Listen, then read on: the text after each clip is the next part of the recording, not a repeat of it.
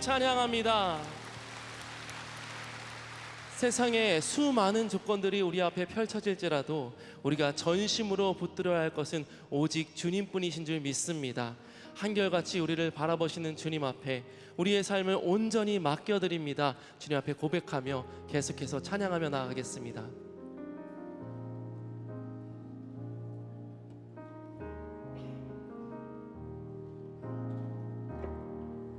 주님 손에 맡겨드리리 나의 삶 주님께. 주님 손이 나의 삶 붙드네. 나 주의 것 영원히.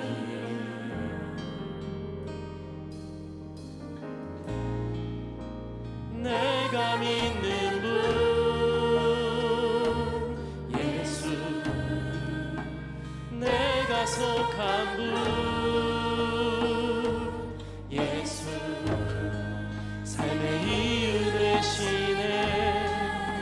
내 노래 되시네. 내가 믿는 분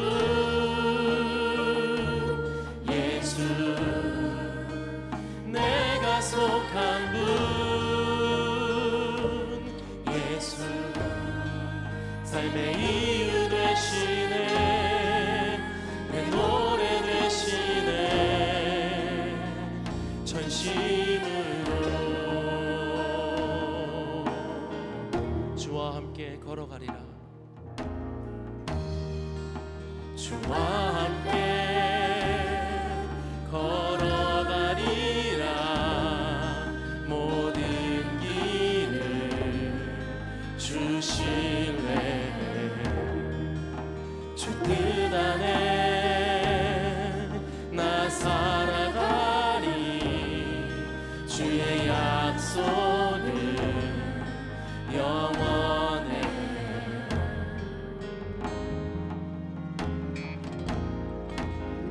내가 믿는 분 예수, 내가 속한 분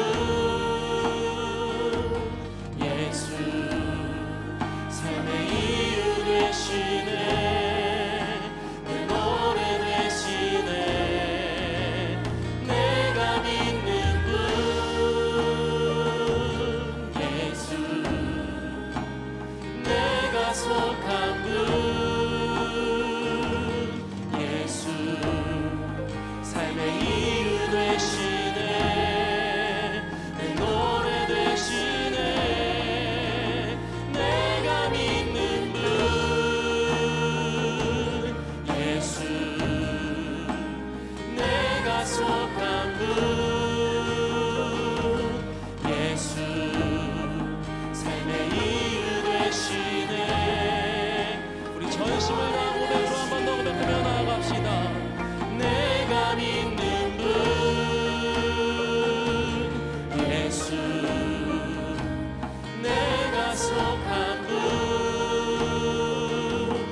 예수, 삶의 이유 되시네. 내 노래 되시네. 전심으로.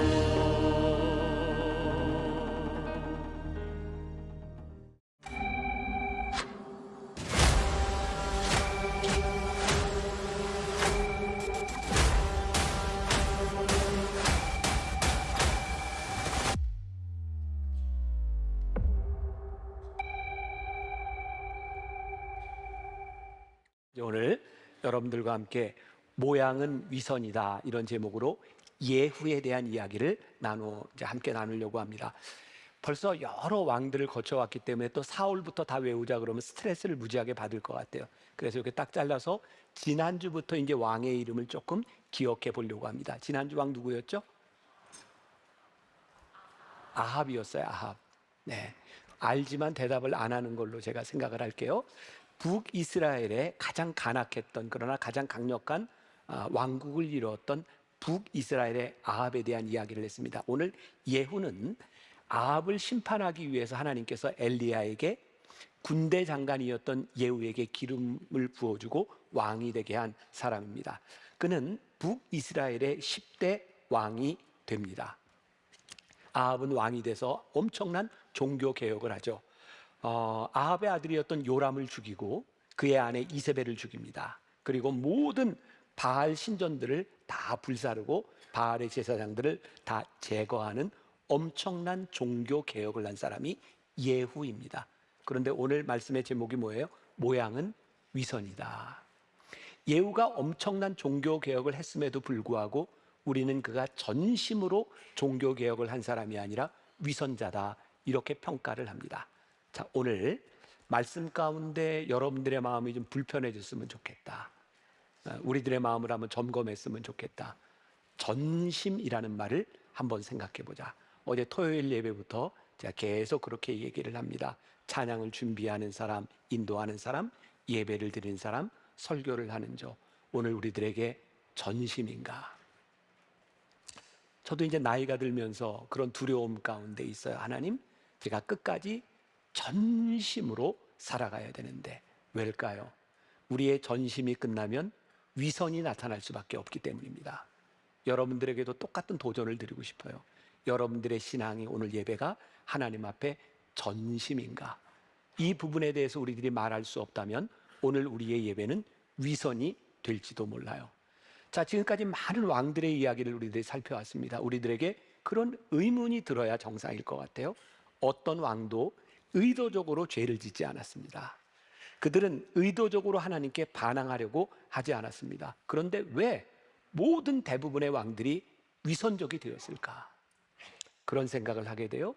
그들은 하나님을 모르거나 하나님을 믿지 않았던 사람들이 아니라 온전하고 완전한 믿음이 없었기 때문이다. 오늘 우리의 신앙의 점검 포인트가 뭘까요? 오늘 여기 있는 여러분들 중에 하나님을 믿지 않고 온 사람은 없는 것 같아요. 우리는 다 하나님을 예배하려고 왔습니다. 그러나 우리의 믿음이 어떻게 온전하게 세워질 수 있는가, 이 부분에 대해서 우리들이 고민해 볼 필요가 있어요. 아주 오래전에 우리 교회에 높은 뜻 덕서교회 오대식 목사님이 설교를 한 적이 있었습니다. 그때 이런 얘기를 했어요. 기억나는 분이 있는지 모르겠는데 전이 된다, 이런 말이 있잖아요. 어떤 교도소에 조폭 3명이 있는데 그 교도소에 예수님이 들어가셨어요. 이런 질문을 했습니다. 예수님이 조폭이 되겠습니까? 조폭이 변화가 되겠습니까? 대답하세요. 어떻게 되겠어요? 우리는 주저하지 않고 조폭이 변화될 것이라고 이야기를 합니다. 왜? 우리는 강력한 예수님의 영향력을 믿기 때문입니다. 문제는 이거죠. 우리가 예수님을 믿는다고 하는데 우리 안에 계신 예수님, 우리가 예수님을 믿는데 왜 우리는 변화되지 않을까? 우리는 왜 위선적인 삶을 살아가게 될까? 이유는 둘 중에 하나입니다. 우리 속에 계신 예수님이 능력이 없든지 우리 안에 예수님이 계시지 않든지. 여러분들에게 또 하나 드리는 도전, 여러분들에게 갈등이 될 수도 있겠지만 여러분들의 삶에 중요한 결정을 앞에 놓고 있는 사람들이 있다면 혹시 여러분들이 내려야 되는 그 결정이 예수님이 동의할 수 있는 일인가를 한번 생각해 보시라. 오늘 여기 예배드리는 누군가에게 이 말씀이 큰 도전이 되리라는 생각이 들어요. 오늘 왕들의 이야기를 통하여 우리들이 계속해서 물어야 되는 질문이 있는 거죠. 우리 안에 계시는 분이 누구인가? 누가 왕인가? 누가 우리를 주장하고 있는가? 예수님이 우리 안에 계셔서 나를 주장하고 계신다면 그분이 동의하는 일들이 우리들에게서 일어나야 되지 않겠는가? 지난주 어제 우리 목회자들과 함께 회의를 하고 점심 식사를 하면서 그런 이야기를 했어요. 어떤 기도를 많이 한다고 알려진 목사님이 있어요. 그분이 아주 중요한 결정을 했어요. 어떤 선택을 했어요. 우리가 아무리 봐도 그분이 기도하는 사람으로서 선택한 일처럼 보이지 않는 거예요. 우리는 알아요. 그분만 모르고 있어요. 왜? 전심이 아니니까. 우리들이 하나님 앞에 내리는 결정들과 우리들의 삶이 위선적이라고 하는 것을 다른 사람들은 알아요. 그런데 우리만 알지 못해요. 왜 예후에게서 이런 일이 일어나고 있었을까? 우리의 삶에 명확하게 대입해 볼 필요가 있어요. 예후의 위선, 어쩌면 그는 하나님 앞에서 온전히 죽지 않았기 때문에, 그의 욕망이 살아있기 때문에 그의 위선이 드러나는 것은 아니었을까. 자, 오늘 본문 말씀을 가만히 보면 참 이해하기 힘든 상황입니다. 자, 오늘 본문 중에 28절, 29절 제가 한번 읽어드립니다. 들어보세요. 예후가 이와 같이 이스라엘 중에서 바알을 멸하였으나, 29절, 이스라엘에게 범죄하게 한 느바세앗을 여로보암의 죄, 곧 베델과 단에 있는 금송아지를 섬기는 죄에서는 떠나지 아니하였더라. 지금 이 예후의 문제가 나와 있죠. 근데 바로 그 앞절 25절과 26절과 27절에 이렇게 되어 있어요. 번제드리기를 다음에 예후가 호위병과 지휘관들에게 이르되 들어가서 한 사람도 나가지 못하게 하고 죽이라 하매 호위병과 지휘관들이 칼로 그들을 죽여 밖에 던지고 바알의 신당이 있는 성으로 가서 바알의 신당에서 목상들을 가져다가 불사르고 바알의 목상을 헐며 바알의 신당을 헐어서 변소를 만들었으니 오늘까지 이르니라. 굉장히 흥미롭잖아요. 앞부분에서 그렇게 강력하게 종교개혁을 하고 있는데 그가 하지 않은 일이 있는 거예요. 그게 뭐였냐면 여로보암의 죄에서 떠나지 않은 거예요. 여로보암의 죄가 뭐예요? 우리 여로보암에 대한 말씀을 나눌 때 제가 그런 얘기 했던 기억이 나는데, 이 이스라엘이 북이스라엘이 망할 때까지 끝까지 여로보암의 죄가 나와요. 여로보암은 베델과 단에 우상, 송아지를 만들어서, 금송아지를 만들어서 섬기게 했어요. 자, 또 보이죠? 지도 웃기죠? 여기 자 갈라서 여기 예루살렘이 있고 남유다, 여기 북이스라엘 보이죠? 여기 바로 북이스라엘 요 처음에 베델이라는 곳이 있고 위에 올라가면 단이라는 곳이 있어요. 여로보암이 왜 베델과 단의 금송아지 제단을 만들었는가 기억나세요? 참 신기한 일이에요. 하나님께서 여로보암을 세워주셨는데 여로보암이 어떤 두려움을 가지고 있었냐면 사람들이 제사를 드리러 자꾸 예루살렘으로 갈까봐 베델과 단에다 금송아지와 제단을 만들어 놓고 여기 하나님이 계셔, 여기에서 예배를 드려라고 하는 거예요. 예후도 똑같은 범죄를 저지르고 있는 거예요. 제가 신기하다는 거예요. 예후도 그렇고 여로보암도 그렇고 하나님이 세워주신 사람들인데 왜 하나님을 의지하지 못하고 사람들을 두려워했을까? 그들이 전심으로 하나님을 믿는 것이 아니라 그들은 위선적으로 모양의 신앙을 가지고 있었고 하나님을 전심으로 섬기지 않음으로 인하여 그들은 두려움 가운데 단과 베델에 세워진 금송아지 우상을 파하지 못했다는 거예요. 왜? 우리는 이 예후와 혹은 여로보암처럼 자꾸 우상을 만들어 놓고 거기에 절하려고 하는가? 미신을 믿는 사람들의 특징이 뭐예요? 이렇게 우상을 만들어 놓으면 우상이 보이는 그 안에서만 영향력이 미친다고 생각하는 거죠. 제가 여러분들에게 자주 하는 이야기 있죠. 우리가 예배를 드리는 이 성전이 우상이 되지 않기 위해서 우리들이 깨달아야 되는 게 뭐예요? 우리가 여기에 와서 하나님께 예배를 드리지만 하나님은 여기에만 계신 분이 아니라 우리가 이 예배를 마치고 나가는 우리의 삶의 한가운데 계시는 하나님을 우리들이 믿어야 우상 숭배하지 않는 거예요. 근데 마치 우리가 하나님을 우상처럼 섬기면 어떻게 돼요? 예배를 드리는 이 자리에서는 우리들이 예배를 드리지만 여기만 나가면 우리는 위선적인 사람이 될 수 있는 거예요. 미신과 우상 숭배를 하는 사람들의 특징이 있다. 그게 뭐냐면 타협한다는 거예요. 우리는 이런 사람들을 종종 봅니다. 어떤 때는 굉장히 신앙적으로 보여요. 어떤 때는 굉장히 세속적으로 보입니다. 이런 사람들의 특징은 뭔지 아세요? 신앙 가운데 서서 세상을 거스르기보다는 세상과 함께 타협하며 살아갑니다. 이 말이 우리들에게 무지하게 힘든 말입니다. 우리가 세상 가운데서 살아가는데 세상과 타협하지 아니하고 우리의 믿음을 지킨다는 것이 얼마나 어려운 일입니까? 근데 하나님은 우리들이 하나님 앞에서 전심으로 서기를 원하시고 전심으로 서는 사람들을 사용하기를 원하세요. 저기 십자가가 있습니다. 보이시죠? 저희가 지금 스크린으로 LED 스크린으로 바뀌면서 예전에 저기에 있던 십자가를 떼어냈습니다. 많은 분들이 저에게 그렇게 얘기하더라고요. 목사님, 십자가가 우리가 쫙 이렇게 열리면서 십자가를 보던 게 우리 교회 상징처럼 되어 있는데 저게 없어지면 어떡합니까? 그래서 주일날 우리들이 임례할 때 저걸 LED로 구현을 해서 십자가가 나타나도록 합니다. 십자가가 뭐예요? 여기 있는 여자분들 중에 아마 많은 분들이 십자가 목걸이를 하고 있을 것 같고, 심지어는 십자가 귀걸이도 하고 십자가에 대한 많은 상징들을 우리들이 가지고 다닙니다. 십자가가 뭐예요? 사형틀입니다. 예수님 당시에 사형수를 죽이는 사형틀이 십자가입니다. 근데 우리는 왜 교회에 십자가를 달아놓고 우리는 목에 십자가를 걸고 우리들이 살아갑니까? 이유가 딱 한 가지입니다. 십자가를 볼 때마다 우리는 세상과 타협하지 않고 살아가겠습니다. 그래서 우리들이 십자가를 걸어놓고 삽니다. 근데 십자가를 걸고 우리들이 세상과 타협하고 있다면, 우리들이 전심으로 하나님 앞에 믿음 생활을 잘못하고 있다면 뭔가 잘못되어 가는 거죠. 타협이 뭡니까? 내가 다 양보하는데 이것만은 양보 못해. 내가 다 지키는데 이것만은 못 지켜. 그것이 우리들에게 일어나는 타협이죠. 예후가 하나님께서 주신 종교개혁을 다 합니다. 근데 문제는 뭐예요? 이것만은 못하는 겁니다. 단과 베델에 설치한 금송아지만은 제거를 못하는 겁니다. 왜요? 그거 제거하면 내 왕권이 흔들릴까 봐.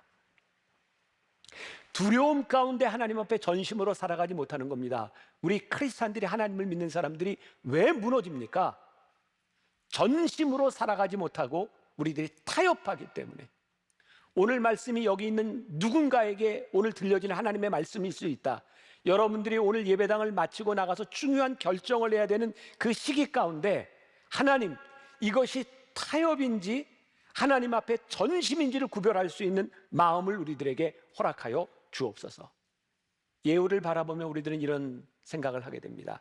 전심으로 그 길을 가야 하지 않겠습니까? 오늘 본문 말씀 30절과 31절을 보면 예후에 대한 평가를 이렇게 내리고 있어요. 자, 읽어드립니다. 제가. 여호와께서 예후에게 이르시되 내가 나보기에 정직한 일을 행하되 잘 행하여 내 마음에 있는 대로 아합 집에 다 행하였은즉 내 자손이 이스라엘 왕위를 이어 4대를 지내리라 하시니라. 그러나 예후가 전심으로 이스라엘 하나님 여호와의 율법을 지켜 행하지 아니하며 여로보암이 이스라엘에게 범죄하게 한 그 죄에서 떠나지 아니하였더라. 전심이 아닌 것은 위선이 됩니다. 위선은 누군가를 신경 쓰며 솔직하지 않은 마음. 사람들은 이러한 위선에 속아 넘어갈지 모르지만 하나님은 우리의 위선에 속아 넘어가시지 않습니다. 이런 이야기가 있어요. 옛날 신앙생활 하던 분들은 철야 예배라고 하는 걸 기억하실 것 같아요. 기억하세요? 옛날에는 금요일 날 철야 예배를 드리면 언제까지 예배를 드렸던 기억이 나나요? 막 1시, 2시까지 기도를 하고 그 다음에 새벽 예배까지 이어가는 게 철야 예배였어요. 근데 언제부터인가 그 철야 예배가 많이 힘들어지면서 금요 심야 예배 이렇게 명칭이 바뀌어지고 금요 저녁 예배 이렇게 명칭이 바뀌어지고, 저희 교회는 아예 요즘 금요일 날 예배를 안 드리고 목요 찬양 예배로 우리들이 예배를 드립니다. 힘든 거예요. 어떤 교회에서 안 되겠다, 우리 신앙의 야성을 회복해야 되겠다. 그래서 목회자들과 재직들이 모여서 어떤 결정을 했냐면 우리 다시 심야 철야 예배를 해보자. 그래서 이제 새벽 1시, 2시까지 예배를 드리게 된 거예요. 문제는 몇 번 드리다 보니까 피곤해서 졸고 잠드는 성도들이 보이는데, 게다가 장로님들까지 잠자는 모습을 어떤 성도가 보게 된 거죠. 한 성도가 그 모습을 보고 하나님께 이렇게 기도합니다. 하나님, 장로 집사 할 것 없이 다 저 모양이니 얼마나 민망하십니까? 그때 하나님께서 이렇게 말씀을 하십니다. 얘야, 그렇게 깨어서 남의 흉이나 볼 거면 너도 얼른 자라 라고 말씀을 하셨어요. 누군가를 흉보고 있는 그는 하나님 앞에 전심이 아니라 누군가를 판단하는 위선의 모습을 하나님이 보고 계신 거예요. 무섭죠. 우리들이 하나님을 믿는다고 하면서 우리들은 누군가를 판단하는 위치에서 위선적일 때가 많아요. 우리 옛말에 혼내는 시어머니보다 말리는 시누이가 더 밉다라는 말이 있어요. 뭘까요? 시누이가 엄마 그만하세요. 아유 얼마나 힘든데, 그렇게 말리는 걸 보면 며느리가 막 화가 나는 거죠. 왜? 진심이 아닌 걸 아니까. 그래서 혼내는 시어머니보다 말리는 시누이가 더 밉다라는 말이 있어요. 진심이 아니기 때문에 옆에 있는 사람은 알아요. 그 행위가 선하지 않다는 것을 알아요. 예후가 바알의 신상을 다 부숴버리고 이방 숭배자들을 다 죽여버렸다 할지라도 그 마음이 하나님을 향한 전심이 아니라 그의 정권을 유지하기 위하여 그 신상을 남겨놓았다고 하는 것을 하나님이 보고 계신 거예요. 위선이다. 그의 전심은, 진심은 무엇이었을까요? 그의 과도한 행위, 그가 어떤 행동을 했는가. 여러분들이 이번 시리즈를 지나는 동안 열왕기 상하, 역대기 상하를 한번 읽어보자라고 했는데 제가 그냥 다 읽고 있다고 생각해야 제 마음이 편하겠죠? 네. 네. 그래요. 네. 네. 오늘 말씀을 듣고 또 가서 좀 읽어볼 사람도 있겠죠? 네. 열왕기하 9장과 10장에 보면 요 예후에 대한 이야기가 나오거든요. 하나님께서 엘리사에게 예후에게 기름을 부으라 말씀하시고 예후는 기름 부음을 받고 왕이 돼서 조금 전에 이야기했던 것처럼 아합의 아들 그리고 이세벨 그리고 모든 바알 신상들을 다 제압합니다. 그런데요, 이 예후가 무지무지하게 잔인한 일을 행합니다. 유다의 왕, 남유다의 왕 아하시아를 죽이고 그의 형제 42명을 학살합니다. 잔인한 그의 모습과 그의 심판이 나옵니다. 우리는 그의 의도를 보게 됩니다. 그가 종교 개혁만을 하려고 하는 것이 아니라 유다왕 아하시아를 죽이고 그의 형제들을 다 죽음으로 인하여 그가 권력을 잡고자 하는 욕망이 그에게 있었음을 보게 됩니다. 과유불급이라는 말이 있습니다. 이 말씀을 묵상했던 우리 권사님 중에 하나가 정말 좋은 글을 이렇게 올려줬어요. 저는 예전에 순종을 이렇게 생각했어요. 온, 오프 개념으로 순종을 하든지 불순종하든지 그게 순종이냐 불순종의 이 문제다. 근데 오늘 말씀을 보면서 예후를 생각하면서 진짜 순종은 온, 오프에 대한 문제가 아니라 어떻게 순종하느냐에 대한 문제이구나. 하나님은 너 순종할 것이냐 아닐 것이냐를 떠나서 내가 진짜 어떻게 순종하는 것이 옳은 것이냐를 우리들에게 묻고 계시다. 자, 예후가요, 하나님의 명령을 따라 종교 개혁을 했는데 어느 순간 그가 심판자가 되어서 사람들을 학살하는 잔인한 일을 행하고 있는 거예요. 그는 자신이 하나님의 일을 행한다고 하지만 그는 잔인한 일을 행하고 있어요. 이 묵상팀의 권사님이 토크 밸류라고 하는 단어를 썼더라고요. 제가 찾아보니까 저런 말이에요. 특정 힘으로 조여달라는 요청. 목수가 만드는 게 뭘까요? 이걸 단어가 생각이 안 나네. 목수가 만드는 거. 예, 거기에 이렇게 이게 조이는 게 나사를 이렇게 조이잖아요. 그러면 요 깊이, 장력 이런 거에 따라서 적정하게 토크 밸류를 알려준답니다. 그 토크 밸류에 맞게 조여야 나무가 헐렁해지지 않든지 쪼개지지 않든지 한다는 거예요. 근데 문제는 이 사람들이 익숙해져서 손맛을 알게 되면 토크 밸류를 잘 안 지킨답니다. 내 손맛에 따라 그냥 조이게 되면 헐렁해지기도 하고 쪼개지기도 한답니다. 굉장히 좋은 인사이트라는 생각이 들었어요. 우리가 처음 하나님 앞에 순종할 때는 큰 문제가 없습니다. 그런데 그 순종을 통해 우리들이 맛을 알고 이게 내 마음대로 되는 거야 라고 생각하는 순간 과유불급, 하나님의 명령을 떠나서 우리들의 마음대로 순종하는 일들이 나타나게 되는 거예요. 예후는 하나님의 심판이라고 생각하고 모든 바알의 선지자들, 바알의 제사장들을 다 제거했는데 그가 심판관이 되고 나니까 하나님 앞에 순종하는 것이 아니라 잔인한 일을 행하게 되는 거예요. 우리가 늘 하나님 앞에서 우리들의 전심과 우리들이 하나님 앞에서 말씀을 생각하지 않으면 우리들이 어느 한순간에 위선자가 될 수 있다는 게 얼마나 무서운 일인지 몰라요. 예수님께서 이 땅 위에 공생애를 사실 때 바리새인들을 향해 무섭게 말씀하셨던 게 뭐예요? 이 회칠한 무덤과 같은 자들아, 이 위선자들아. 근데 그들이 어떤 사람이었습니까? 그들은 하나님께서 주셨던 율법을 잘 지키려고 노력했던 사람이에요. 그들은 안식일을 잘 지키려고 노력했고 금식하려고 노력했던 사람들이었어요. 말씀을 잘 지키기 위해서. 그래서 그들은 말씀을 잘 지키기 위해서 이렇게 해야 돼, 이렇게 해야 되라고 하는 248개 조항을 덧붙입니다, 율법에. 그리고 이렇게 하지 마라라고 하는 조항을 365개를 덧붙입니다. 이걸 미슈나라고 부릅니다. 그리고 심지어 안식일을 위한 규정만 39개를 덧붙입니다.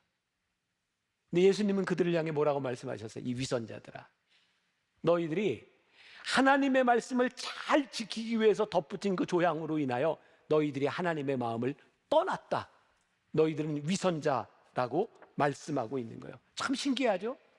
하나님의 말씀을 믿고 하나님의 말씀대로 따라가면 되는데 그 이외의 것을 덧붙임으로 인하여, 신앙의 규칙들을 덧붙임으로 인하여 내가 지키는 것으로 인하여 남을 정죄하게 되는 거예요.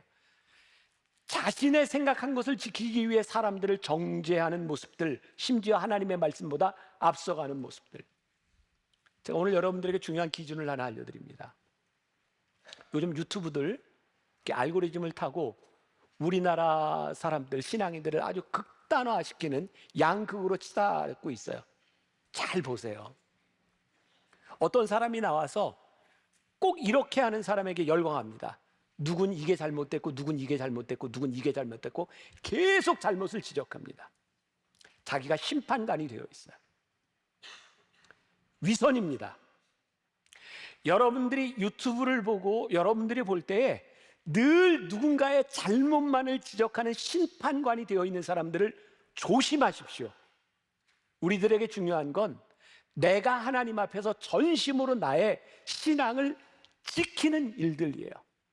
여러분, 심지어 성만찬을 하는데 기독교 역사 가운데 성만찬 할 때 먹는 빵 있잖아요. 이거를 삼키느냐 씹느냐 이거 가지고 논쟁이 있었던 거 아세요? 너무 웃기잖아요. 저희 장모님은 압력밥솥에 밥을 하고 밥을 뜰 때 늘 십자가를 그리고 밥을 뜹니다. 우리 장모님의 습관이에요. 잘못된 거 아니죠. 믿음으로 십자가를 긋고 우리 밥 먹을 때 십자가 생각하는 거. 근데 만일 십자가를 안 긋는 사람을 저게 신앙이라고 말하면 이거 잘못된 겁니다. 구분이 되세요? 내가 심판관이 되어서 내가 하나님 앞에서의 하나님의 마음과 신앙이 아니라 내 마음대로 내 욕망, 내가 원하는 것을 위하여 누군가를 정죄하기 시작할 때 우리는 위선자, 위선의 모양을 하게 되는 거예요. 예후에게 나타난 현상이 뭐냐? 그는 하나님의 말씀을 순종하며 시작했지만 그 순종 위에 자신의 욕망이 딱 올라가는 순간 그가 원하는 것을 이루기 위해 그가 했던 일들은 위선의 모양으로 생겨지게 되는 거예요. 우리들에게 욕심이 생길 때에 자신의 능력을 과시하고 싶은 마음이 많은 신앙인들과 사명자를 넘어지게 합니다. 우리 되게 힘든 얘기입니다. 신앙생활을 열심히 하고 봉사를 열심히 하는 우리들, 내가 사명자로 살아가는데 언제부터인가 이 능력을 좀 과시하고 싶어. 그리고 과유불급, 이걸 넘어가는 순간 우리는 쉽게 타락의 길을 갑니다. 하나님의 사명으로 시작한 인생이 욕심으로 무너져 내리지 않도록. 잘 알려진 이야기죠. 아프리카에서 원숭이를 잡는 두 가지 방법이 있다 그러잖아요. 하나는 원숭이가 좋아하는 단 거에다가 술을 타서 단술을 만들어 놓으면 원숭이가 그거 먹고 또 먹고 또 먹고 취해서 쓰러지면 잡는답니다. 또 하나의 방법은 원숭이가 좋아하는 넛스를 넣은 이 좁은 호리병을 만들어 놓으면 원숭이가 이렇게 하나씩만 꺼내서 먹으면 되는데 그거를 꽉 잡고 놓지 못하는 순간 그냥 잡으면 원숭이는 쉽게 잡힌답니다. 참 신기한 일입니다.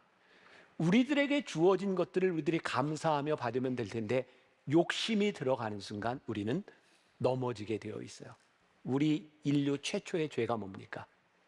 하나님께서 아담과 하와에게 에덴 동산의 모든 것들을 주셨어요. 근데 딱 한 가지, 선악과만은 먹지 말아라. 참 신기하죠? 모든 것을 주신 것에 대한 감사가 눈에 보이는 게 아니라 그거 하나를 먹지 못하게 한 것에 대한 불평이 들어와요. 왜 우리는 하나님께 순종하는 것을 축복이라고 생각하지 않고 내가 마음대로 하는 것을 축복이라고 생각하게 되었을까요?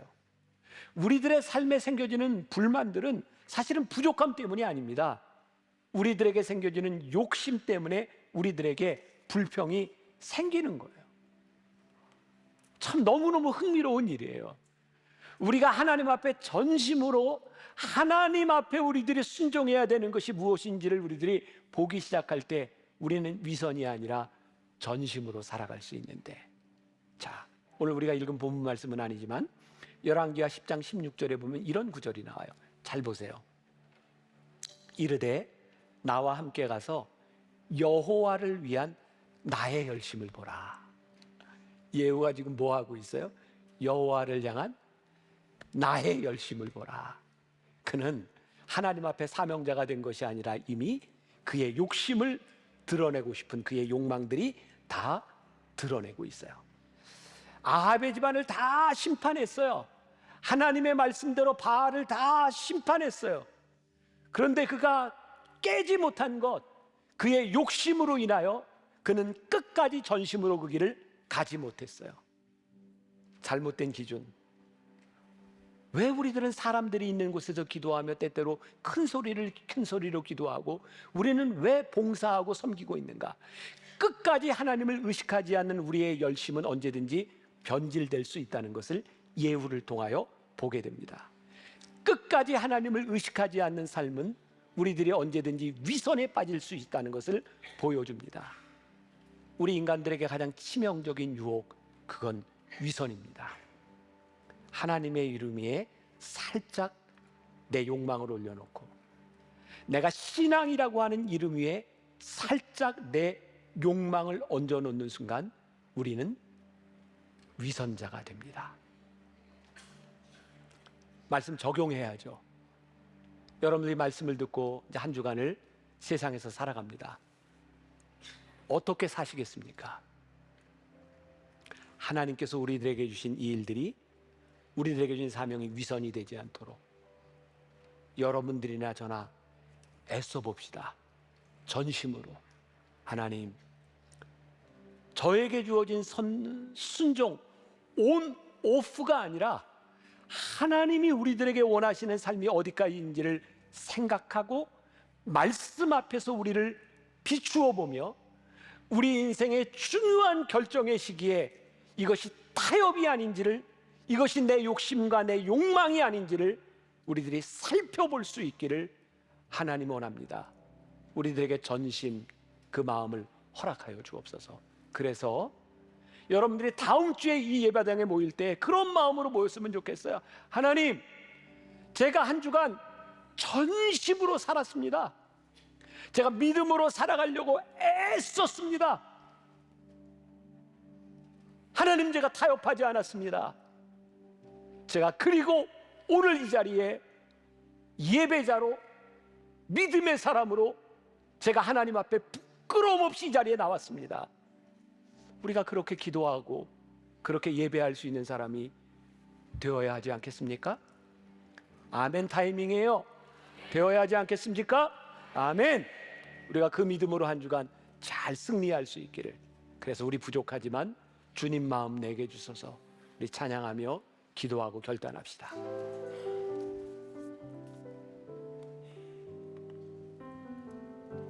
보소서 주님, 나의 마음은 선한 것 하나 없습니다. 그러나 내 모든 것 주께 드립니다. 사랑으로 안으시고 날 새롭게 하소서. 보소서 주님, 나의 마음은 선한 것 하나 없습니다. 그러나 내 모든 것 주께 드립니다. 사랑으로 안으시고 날 새롭게 하소서. 주님 마음 내게 주소서. 내 아버지 주님 마음 내게 주소서. 나를 향하신 주님의 뜻이 이루어지도록 주님 마음 내게 주소서. 주님 마음 내게 주소서.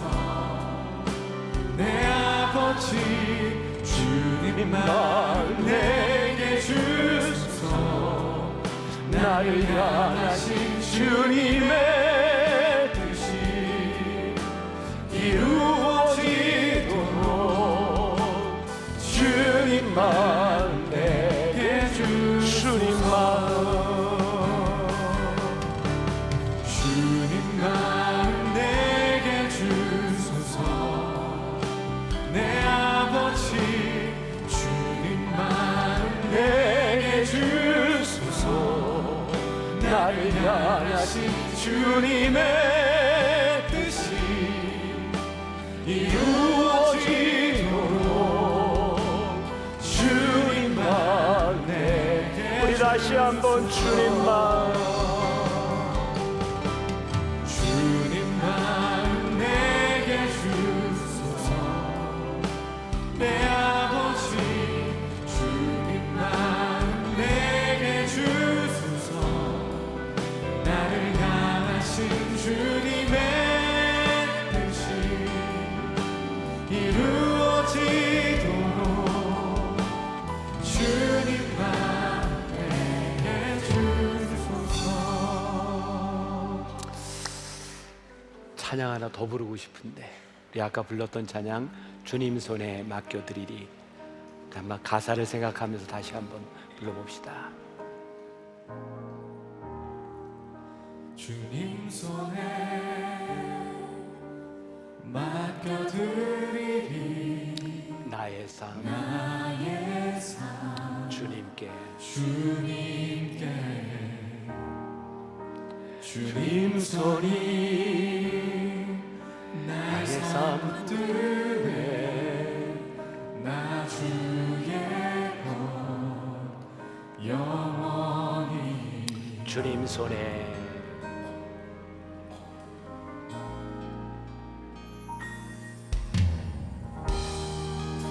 주님 손에